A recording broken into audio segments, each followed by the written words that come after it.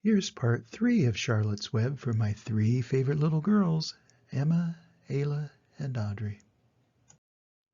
On Sunday morning, Mr. and Mrs. Arable and Fern were sitting at breakfast in the kitchen. Avery had finished and was upstairs looking for his slingshot. "Did you know that Uncle Homer's gosling had hatched?" asked Fern. "How many?" asked Mr. Arable. "7," replied Fern. "There were 8 eggs, but 1 egg didn't hatch, and the goose told Templeton that she didn't want it any more, so he took it away." "The goose did what?"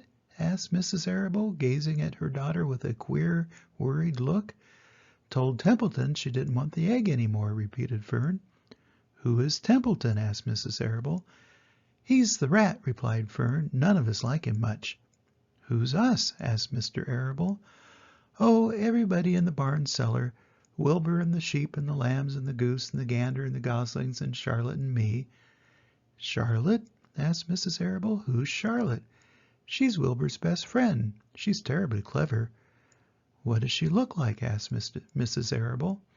"Well," said Fern thoughtfully, "she has 8 legs. All spiders do, I guess." "Charlotte is a spider?" asked Fern's mother. Fern nodded. "A big gray one. She has a web across the top of Wilbur's doorway. She catches flies and sucks their blood. Wilbur adores her." "Does he really?" said Mrs. Arable, rather vaguely. She was staring at Fern with a worried expression on her face. "Oh, yes, Wilbur adores Charlotte," said Fern. "Do you know what Charlotte said when the goslings hatched?" "I haven't the faintest idea," said Mr. Arable. "Tell us." "Well, when the first gosling stuck its little head out from under the goose, I was sitting on my stool in the corner, and Charlotte was on her web. She made a speech. She said, 'I'm sure that every one of us here in the barn cellar will be gratified to learn that after 4 weeks of unremitting effort and patience on the part of the goose, she now has something to show for it.' Don't you think that was a pleasant thing for her to say?" "Yes, I do," said Mrs. Arable. "And now, Fern, it's time to get ready for Sunday school. And tell Avery to get ready. And this afternoon you can tell me more about what goes on in Uncle Homer's barn. Aren't you spending quite a lot of time there? You go there almost every afternoon, don't you?" "I like it there," replied Fern. She wiped her mouth and ran upstairs. After she had left the room, Mrs. Arable spoke in a low voice to her husband. "I worry about Fern," she said. "Did you hear the way she rambled on about the animals, pretending that they talked?" Mr. Arable chuckled. "Maybe they do talk," he said. "I've sometimes wondered. At any rate, don't worry about Fern. She's just got a lively imagination. Kids think they hear all sorts of things." "Just the same, I do worry about her," replied Mrs. Arable. "I think I shall ask Dr. Dorian about her the next time I see him. He loves Fern almost as much as we do, and I want him to know how queerly she's acting about that pig and everything. I don't think it's normal. You know perfectly well animals don't talk." Mr. Arable grinned. "Maybe our ears aren't as sharp as Fern's," he said. A spider's web is stronger than it looks. Although it's made of thin, delicate strands, the web is not easily broken. However, a web gets torn every day by the insects that kick around in it, and a spider must rebuild it when it gets full of holes. Charlotte liked to do her weaving during the late afternoon, and Fern liked to sit nearby and watch. One afternoon she heard a most interesting conversation and witnessed a strange event. "You have awfully hairy legs, Charlotte," said Wilbur as the spider busily worked at her task. "My legs are hairy for a good reason," replied Charlotte. "Furthermore, each leg of mine has 7 sections: the coxa, the trochanter, the femur, the patella, the tibia, the metatarsus, and the tarsus." Wilbur sat bolt upright. "You're kidding," he said. "No, I'm not either." "Say those names again. I didn't catch them the first time." "Coxa, trochanter, femur, patella, tibia, metatarsus, and tarsus." "Goodness," said Wilbur, looking down at his own chubby legs. "I don't think my legs have 7 sections." "Well," said Charlotte, "you and I lead different lives. You don't have to spin a web. That takes real leg work." "I could spin a web if I tried," said Wilbur, boasting. "I've just never tried." "Let's see you do it," said Charlotte. Fern chuckled softly, and her eyes grew wide with love for the pig. "Okay," replied Wilbur. "You coach me and I'll spin one. It must be a lot of fun to spin a web. How do I start?" "Take a deep breath," said Charlotte, smiling. Wilbur breathed deeply. "Now climb to the highest place you can get to, like this." Charlotte raced up to the top of the doorway. Wilbur scrambled to the top of the manure pile. "Very good," said Charlotte. "Now make an attachment with your spinnerets. Hurl yourself into space and let out a drag line as you go down." Wilbur hesitated a moment, then jumped out into the air. He glanced hastily behind to see if a piece of rope was following him to check his fall, but nothing seemed to be happening in his rear, and the next thing he knew he landed with a thump. "Oomph!" he grunted. Charlotte laughed so hard her web began to sway. "What did I do wrong?" asked the pig when he recovered from his bump. "Nothing," said Charlotte. "It was a nice try." "I think I'll try again," said Wilbur cheerfully. "I believe what I need is a little piece of string to hold me." The pig walked out to his yard. "You there, Templeton," he called. The rat poked his head out from under the trough. "Got a little piece of string I could borrow?" asked Wilbur. "I need it to spin a web." "Yes, indeed," replied Templeton, who saves string. "No trouble at all. Anything to oblige." He crept down into his hole, pushed the goose egg out of the way, and returned with an old piece of dirty white string. Wilbur examined it. "That's just the thing," he said. "Tie one end to my tail, will you, Templeton?" Wilbur crouched low with his thin curly tail toward the rat. Templeton seized the string, passed it around the end of the pig's tail, and tied 2 half hitches. Charlotte watched in delight. Like Fern, she was truly fond of Wilbur, whose smelly pen and stale food attracted the flies that she needed, and she was proud to see that he was not a quitter and was willing to try again to spin a web. While the rat and the spider and the little girl watched, Wilbur climbed again to the top of the manure pile, full of energy and hope. "Everybody watch!" he cried, and summoning all his strength, he threw himself into the air head first. The string trailed behind him, but as he had neglected to fasten the other end to anything, it really didn't do any good, and Wilbur landed with a thud, crushed and hurt. Tears came to his eyes. Templeton grinned. Charlotte just sat quietly. After a bit she spoke. "You can't spin a web, Wilbur, and I advise you to put the idea out of your mind. You lack 2 things needed for spinning a web." "What are they?" asked Wilbur sadly. "You lack a set of spinnerets, and you lack how. But cheer up, you don't need a web. Zuckerman supplies you with 3 big meals a day. Why should you worry about trapping food?" Wilbur sighed. "You're ever so much cleverer and brighter than I am, Charlotte. I guess I was just trying to show off. Serves me right." Templeton untied the string and took it back to his home. Charlotte returned to her weaving. "You needn't feel too badly, Wilbur," she said. "Not many creatures can spin webs. Even men aren't as good at it as spiders, although they think they're pretty good and they'll try anything.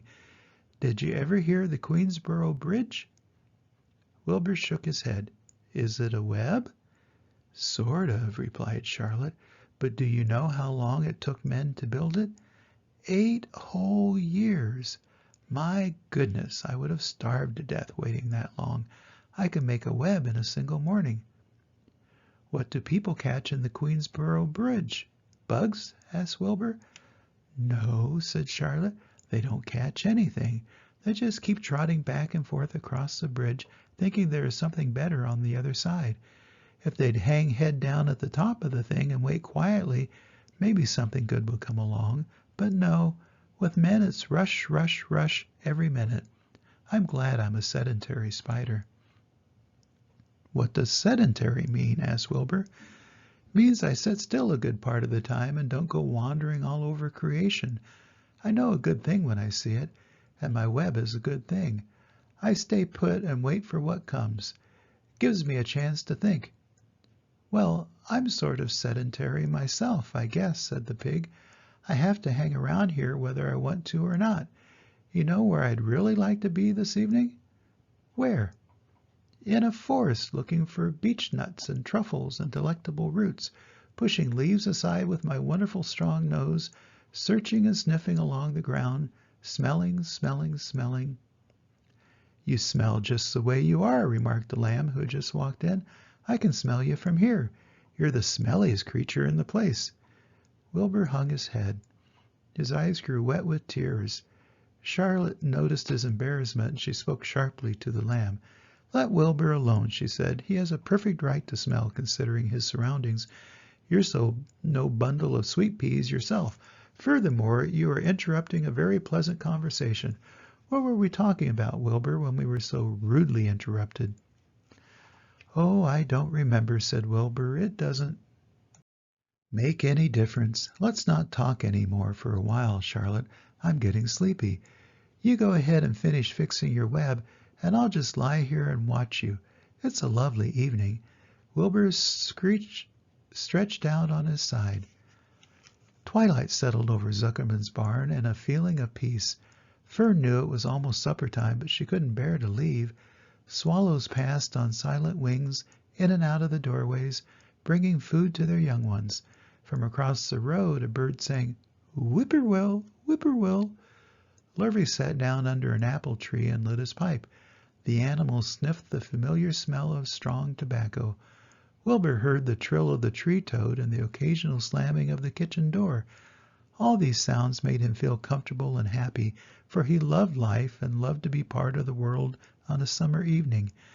But as he lay there, he remembered what the old sheep had told him. The thought of death came to him, and he began to tremble with fear. "Charlotte," he said softly. "Yes, Wilbur." "I don't want to die." "Of course you don't," said Charlotte in a comforting voice. "I just love it here in the barn," said Wilbur. "I love everything about this place." "Of course you do," said Charlotte. "We all do." The goose appeared, followed by her 7 goslings. They thrust their little necks out and kept up a musical whistling, like a tiny troop of pipers. Wilbur listened to the sound with love in his heart. "Charlotte," he said. "Yes," said the spider. "Were you serious when you promised you would keep them from killing me?" "I was never more serious in my life. I'm not going to let you die, Wilbur."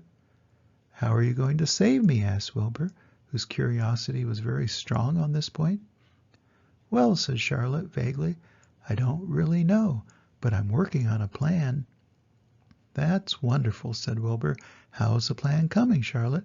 Have you got very far with it? Is it coming along pretty well?" Wilbur was trembling again, but Charlotte was cool and collected. "Oh, it's coming all right," she said lightly. "The plan is still in its early stages and hasn't completely shaped up yet, but I'm working on it." "When do you work on it?" begged Wilbur. "When I'm hanging head down at the top of my web. That's when I do my thinking, because then all the blood is in my head." "I'd be only too glad to help in any way I can." "Oh, I'll work it out alone," said Charlotte. "I can think better if I think alone." "All right," said Wilbur, "but don't fail to let me know if there's anything I can do to help, no matter how slight." "Well," replied Charlotte, "you must try to build yourself up. I want you to get plenty of sleep and stop worrying. Never hurry and never worry. Chew your food thoroughly and eat every bit of it, except you must leave just enough for Templeton. Gain weight and stay well. That's the way you can help. Keep fit and don't lose your nerve. Do you think you understand?" "Yes, I understand," said Wilbur. "Go along to bed then," said Charlotte. "Sleep is important." Wilbur trotted over to the darkest corner of his pen and threw himself down. He closed his eyes. In another minute he spoke. "Charlotte," he said. "Yes, Wilbur." "May I go out to my trough and see if I left any of my supper? I think I left just a tiny bit of mashed potato." "Very well," said Charlotte, "but I want you in bed again without delay." Wilbur started to race out to his yard. "Slowly, slowly," said Charlotte. "Never hurry and never worry." Wilbur checked himself and crept slowly to his trough. He found a bit of potato, chewed it carefully, swallowed it, and walked back to bed. He closed his eyes and was silent for a while. "Charlotte," he said in a whisper. "Yes." "May I get a drink of milk? I think there are a few drops of milk left in my trough." "No, the trough is dry, and I want you to go to sleep. No more talking. Close your eyes and go to sleep. Wilbur shut his eyes. Fern got up from her stool and started for home, her mind full of everything she had seen and heard. "Good night, Charlotte," said Wilbur. "Good night, Wilbur." There was a pause. "Good night, Charlotte." "Good night, Wilbur." "Good night." "Good night." Day after day the spider waited, head down, for an idea to come to her. Hour by hour she sat motionless, deep in thought. Having promised Wilbur that she would save his life, she was determined to keep her promise. Charlotte was naturally patient. She knew from experience that if she waited long enough, a fly would come to her web, and she felt sure that if she thought long enough about Wilbur's problem, an idea would come to her mind. Finally, one morning toward the middle of July, the idea came. "Why, how perfectly simple," she said to herself. "The way to save Wilbur's life is to play a trick on Zuckerman. If I can fool a bug," thought Charlotte, "I can surely fool a man. People are not as smart as bugs." Wilbur walked into his yard just at that moment. "What are you thinking about, Charlotte?" he asked. "I was just thinking," said the spider, "that people are very gullible." "What does gullible mean?" "Easy to fool," said Charlotte. "That's a mercy," replied Wilbur, as he lay down in the shade of his fence and went fast asleep. The spider, however, stayed wide awake, gazing affectionately at him and making plans for his future. Summer was half gone. She knew she didn't have much time. That morning, just as Wilbur fell asleep, Avery Arable wandered into the Zuckerman's front yard, followed by Fern. Avery carried a live frog in his hand. Fern had a crown of daisies in her hair. The children ran for the kitchen. "Just in time for a piece of blueberry pie," said Mrs. Zuckerman. "Look at my frog," said Avery, placing the frog on the drain board and holding out his hand for pie. "Take that thing out of here," said Mrs. Zuckerman. "He's hot," said Fern. "He's almost dead, that frog." "He is not," said Avery. "He lets me scratch him between the eyes." The frog jumped and landed in Mrs. Zuckerman's dishpan full of soapy water. "You're getting your pie on you," said Fern. "Can I look for eggs in the hen house, Aunt Edith?" "Run outdoors, both of you, and don't bother the hens." "It's getting all over everything," shouted Fern. "His pie is all over his front." "Come on, frog," cried Avery. He scooped up his frog. The frog kicked, splashing soapy water onto the blueberry pie. "Another crisis," groaned Fern. "Let's swing in the swing," said Avery. The children ran to the barn. Mr. Zuckerman had the best swing in the county. It was a single long piece of heavy rope tied to the beam over the north doorway. At the bottom end of the rope was a fat knot to sit on. It was arranged so that you could swing without being pushed. You climbed a ladder to the hayloft, then holding the rope, you stood at the edge and looked down and were scared and dizzy. Then you straddled the knot so that it acted as a seat. Then you got up all your nerve, took a deep breath, and jumped. For a second you seemed to be falling to the barn floor far below, but then suddenly the rope would begin to catch you, and you would sail through the barn door going a mile a minute, with the wind whistling in your eyes and ears and hair.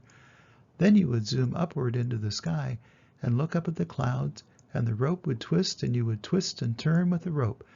Then you would drop down, down, down out of the sky and come sailing back into the barn, almost into the hayloft, then sail out again, not quite so far this time, then in again, not quite so high, then out again, then in again, then out, then in, then you'd jump off and fall down and let somebody else try it. Mothers for miles around worried about Zuckerman's swing. They feared some child would fall off, but no child ever did. Children almost always hang on to things tighter than their parents think they will. Avery put the frog in his pocket and climbed to the hayloft. "The last time I swung in this swing, I almost crashed into the barn swallow," he yelled. "Take that frog out," ordered Fern. Avery straddled the rope and jumped. He sailed out through the door, frog and all, and into the sky, frog and all. Then he sailed back into the barn. "Your tongue is purple," screamed Fern. "So's yours," cried Avery, sailing out again with the frog. "I have hay inside my dress. It itches," growled Fern. "Scratch it," yelled Avery as he sailed back. "It's my turn," said Fern. "Jump off." "Fern's got the itch," sang Avery. When he jumped off, he threw the swing up to his sister. She shut her eyes tight and jumped. She felt the dizzy drop, then the supporting lift of the swing. When she opened her eyes, she was looking up into the blue sky and was about to fly back through the door. They took turns for an hour. When the children grew tired of swinging, they went down toward the pasture and picked wild raspberries and ate them. Their tongues turned from purple to red. Fern bit into a raspberry that had a bad-tasting bug inside it and got discouraged. Avery found an empty candy box and put his frog in it. The frog seemed tired after his morning in the swing. The children walked slowly up toward the barn. They, too, were tired and hardly had energy enough to walk. "Let's build a tree house," suggested Avery. "I want to live in a tree with my frog." "I'm going to visit Wilbur," Fern announced. They climbed the fence into the lane and walked lazily toward the pig pen. Wilbur heard them coming and got up. Avery noticed a spider web, and coming closer, he saw Charlotte. "Hey, look at that big spider," he said. "It's tremendous." "Leave it alone," commanded Fern. "You've got a frog. Isn't that enough?" "That's a fine spider, and I'm going to capture it," said Avery. He took the cover off the candy box. Then he picked up a stick. "I'm going to knock that old spider into this box," he said. Wilbur's heart almost stopped when he saw what was going on. This might be the end of Charlotte if the boy succeeded in catching her. "You stop it, Avery!" cried Fern. Avery put one leg over the fence of the pig pen. He was just about to raise his stick to hit Charlotte when he lost his balance. He swayed and toppled and landed on the edge of Wilbur's trough. The trough tipped up and then came down with a slap. The goose egg was right underneath. There was a dull explosion as the egg broke, and then a horrible smell. Fern screamed. Avery jumped to his feet. The air was filled with the terrible gases and smells from the rotten egg. Templeton, who had been resting in his home, scuttled away into the barn. "Good night!" screamed Avery. "Good night! What a stink! Let's get out of here!" Fern was crying. She held her nose and ran toward the house. Avery ran after her, holding his nose. Charlotte felt greatly relieved to see him go. It had been a narrow escape. Later on that morning the animals came up from the pasture, the sheep, the lambs, the gander, the goose, and the 7 goslings. There were many complaints about the awful smell, and Wilbur had to tell the story over and over again of how the arable boy had tried to capture Charlotte, and how the smell of the broken egg drove him away just in time. "It was that rotten goose egg that saved Charlotte's life," said Wilbur. The goose was proud of her share in the adventure. "I'm delighted that the egg never hatched," she gabbled. Templeton, of course, was miserable over the loss of his beloved egg, but he couldn't resist boasting. "It pays to save things," he said in a surly voice. "A rat never knows when something is going to come in handy. I never throw anything away." "Well," said one of the lambs, "this whole business is all well and good for Charlotte, but what about the rest of us? The smell is unbearable. Who wants to live in a barn that is perfumed with rotten egg?" "Don't worry, you'll get used to it," said Templeton. He sat up and pulled wisely at his long whiskers, then crept away to pay a visit to the dump. When Lurvy showed up at lunchtime carrying a pail of food for Wilbur, he stopped short a few paces from the pig pen. He sniffed the air and made a face. "What in thunder!" he said, setting the pail down. He picked up the stick that Avery had dropped and pried the trough up. "Rats," he said. "Phew!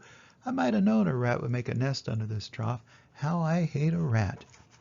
And Lurvy dragged Wilbur's trough across the yard and kicked some dirt into the rat's nest, burying the broken egg and all.